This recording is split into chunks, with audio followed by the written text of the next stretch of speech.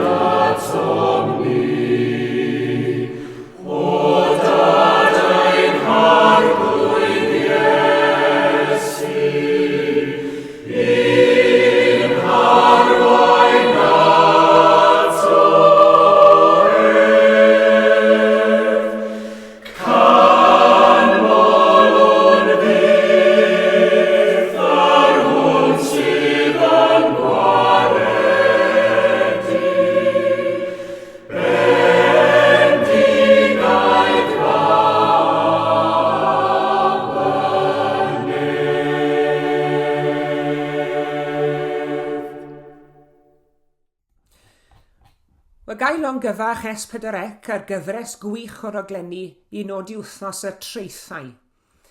A do fe welwyd digon o dreithiau ar ein sgriniau ni.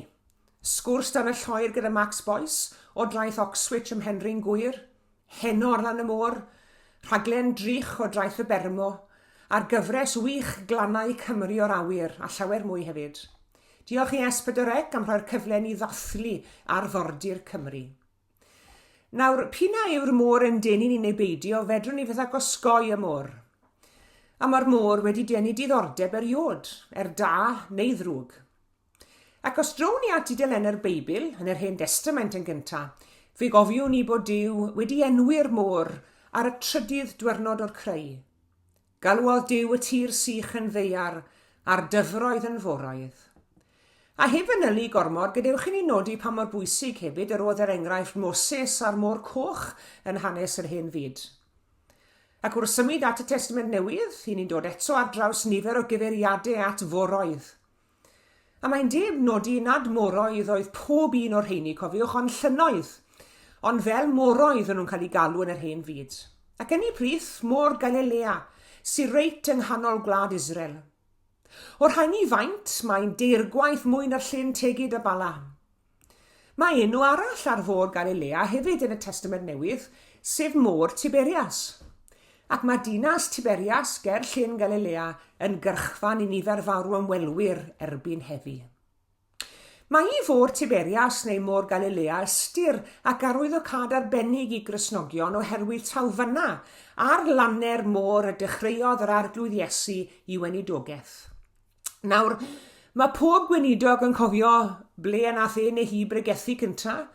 Mae pob gweinidog yn cofio ble gychwynon o'i gweinidogaeth. Ac yn hanes Iesu, y pregethwr mwyaf a welodd y byd mariod, yr un y bu weinidogaeth ddylanwadu fwy nac unrhyw weinidogaeth arall, fe gychwynodd y cwbl ger môr Galilea.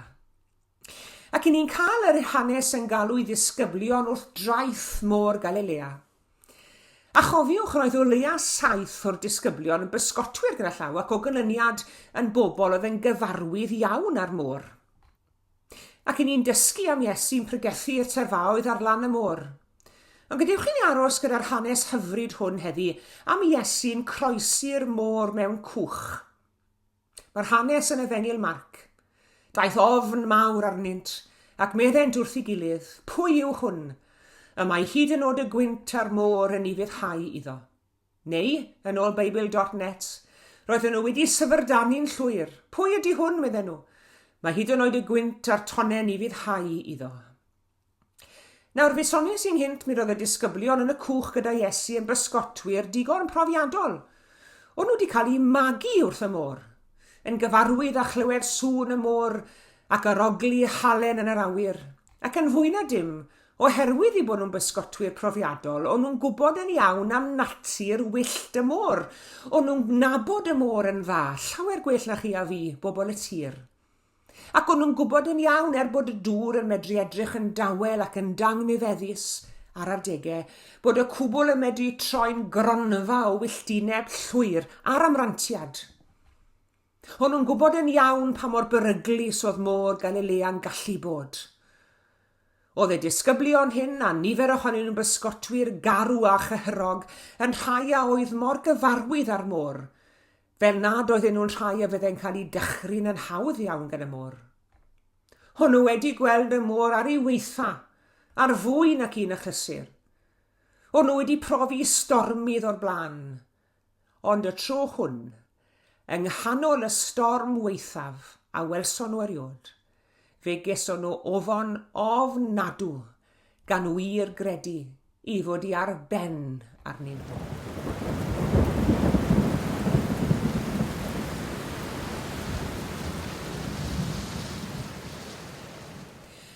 Ac yn rhyfedd iawn yng nghanol y storm, mi roedd Iesu Grist yn cysgu. Yn cysgu'n dawel a braf yng nghefen y cwch. Ac wrth i ni feddwl am y darlun hwn o'r storm ar y môr, ac wrth i ni ddarllen yr hanes, y darlun sy'n stico yn ein meddwl ni yw'r darlun o Iesu'n cysgu'n dawel, tra bod i ar ben ar y byd o'i amgylch e. Y disgyblion yn panico, a'r Iesu yn cysgu'n dawel. Y disgyblion yn credu wir bod y diwedd wedi dod, a Iesu mewn tangnefedd. Yn ei hofn, yn ei brawd, a maen nhw'n dihuno Iesu Grist.Wn i ddim os ych chi wedi deffro rhywun eriod, neu os ych chi wedi cael y profiad o gael eich deffro yn sydyn iawn. Dihuno yw'r gair i ni'n defnyddio, a mae yna rhywbeth hyfryd ynglyn â'r gair dihuno. Hynny yw, i ni'n huno, yndyn ni? I ni'n cysgu. Pam i ni'n dihuno, mae hynny'n golygu bod ni'n cael ein tynnu allan o'r cyflwr hwn o gwsg ein dihuno. Y disgyblion yn dihuno Iesu, yn ei jyst yn ei ddihuno fe'n dawel fach, ond yn ei ddihuno fe'n gyhyrdus reit. Neu jyst yn ei ddihuno fe'n dawel, ond ei ddihuno fe, a'i gehyddo fe hefyd o fod yn esgeulus ohonyn nhw. Fe sa fe'n ito dim amdanyn nhw. Ac fi'n credu bod ei hymateb yn ddigon naturiol. Fel na fyddech chi a fi wedi ymateb, siwr o fod yn dyna arglwydd. I ni jyst a boddi mynin, dina neu di, beth i ti'n mynd i wneud? Cysgu'n braf heb hidio dim amdano ni. Dyna yw'r natur ddynol yn dyfe. Fel na mae di bod eriod, becsom ein hunain, a chyhyddo bobl eraill o bido a becsom amdano ni. Ond beth oedd ymateb Iesu? Wel, oedd y disgyblion wedi gweiddi arno fe, a syne ni date nad oedd un neu ddau ohonyn nhw wedi cydio'n Iesu a'i ysgwyd allan o'i gwsg, allai ddychmygu Simon Pedr yn ei wylltineb yn trio dihunog Iesu Grist. Ond ymateb Iesu. Wel, fe anwybyddodd yn llwyr y cyhuddiad a wnaed yn ei erbyn gan ei ddisgyblion. Ac fe ath ei ati ar unwaith i adfer y sefyllfa. Sut? Wel, drwy gyrru'r gwynt, a drwy ddweud wrth y môr, bydd istaw, bydd dawel. Byddwch lonydd. Ac fe ufuddhaodd y gwynt, ac fe dawelodd y môr.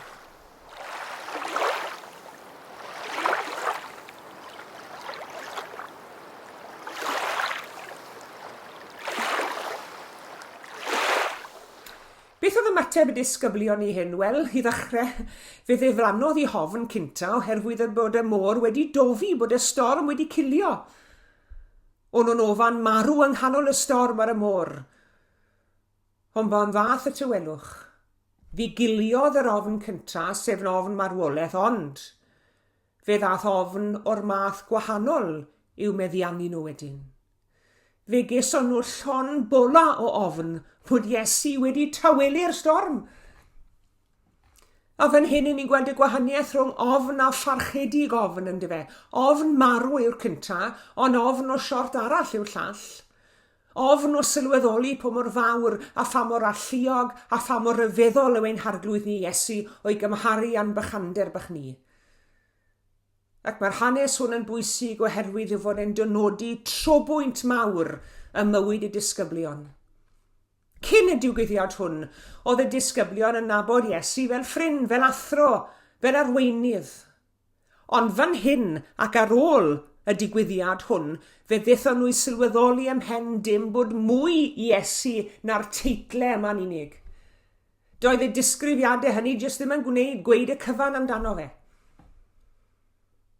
Wel, yn y digwyddiad rhyfeddol hwn ar fôr Galilea, fe ddaeth y disgyblion yn ymwybodol o allu dwyfol yng nghanol stormydd bywyd, a sylweddoli nad oedd neb arall tebyg iddo fe ar y ddeiar hon. Does dim syndod felly bod y disgyblion wedi cael eu llenwi ar hyn yr ydyn ni'n ei alw'n barchedig ofon, hynny yw ofn oherwydd yr hyn yr oedd e. Ofn wrth nhw sylweddoli bod rhywun arbennig iawn yn y cwmni ac yn eu plith nhw. Mae nifer o esbonwyr Beiblaidd wedi gweld hefyd yn yr hanes hwn ddarlun o'r eglwys Gristnogol yn cael ei thaflu'n ddidregaredd gan stormydd mawr bywyd. Ac yng Nghymru mae'r eglwys heddi fel cwch y disgyblion gynt ar fôr Galilea, ac yn cael ei hysgwyd yn ddidregaredd gan wynt oer angrydiniaeth ein hoes. Ac mae'n hawdd iawn i ni hefyd, fel y disgyblion, gael ofan ofnadw, oherwydd bod y storo mor fawr, y tonnau mor uchel, a'r gwynt mor gryf, a meddwl hefyd bod y diwedd wedi dod. Ond i fi, nid difa'r eglwys mae stormydd yr oes hon yn gwneud, ond datgelu'r wir eglwys yn dyfe. Mewn geiriau eraill, bod llai ohono ni yma heddi nac yn y blynyddoedd cynt, i ni ma oherwydd bod ni eisiau bod yma. Mae storm yr oes hon yn dangos ein gwir gymeriad ni.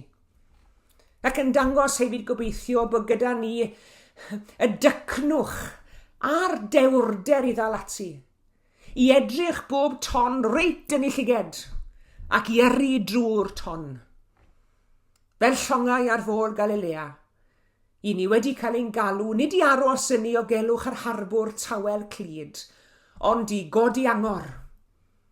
I ni wedi cael ein galw nid i aros yn ni o gelwch y porthladd, ond i fentro allan mewn ffydd i'r moroedd mawr, ac i wynebu bob storm a ddaw ar ein traws ni, a gwneud hynny cofiwch, drwy ymddiried yn llwyr, drwy ymddiried fod y lliw yn ddiogel, yn llaw y capten, ein harglwydd a'n gwaredwr Iesu Grist. Amen.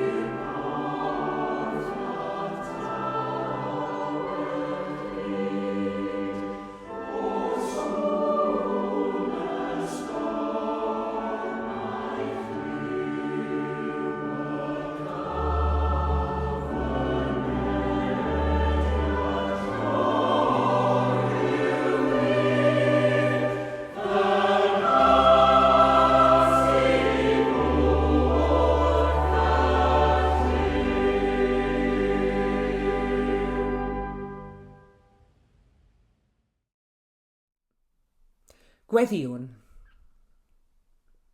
Arglwydd, pan mae'n ni'n gwybod bod mawredd y greadigaeth yn ein dychry ni ar adegau. Pan fo'r gwynt yn chwythu ac yn annog y tonau godyn uwch ac yn uwch. Pan fo'r daran yn hollti'r awyr, a phan fo'r ddeiargri'n agor y ddeiar.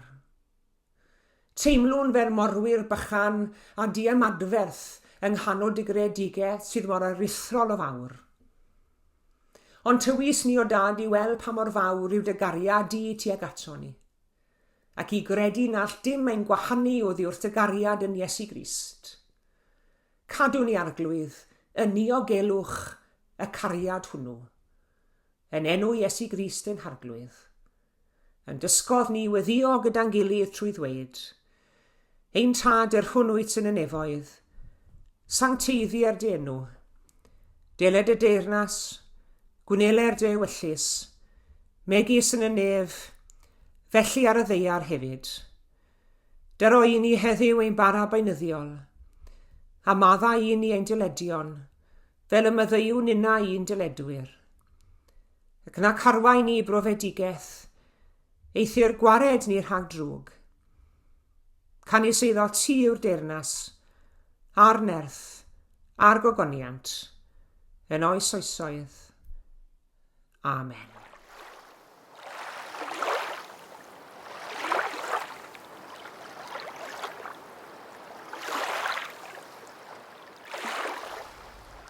Diolch yn fawr iawn i chi gyd am eich cwmni yr wythnos hon eto.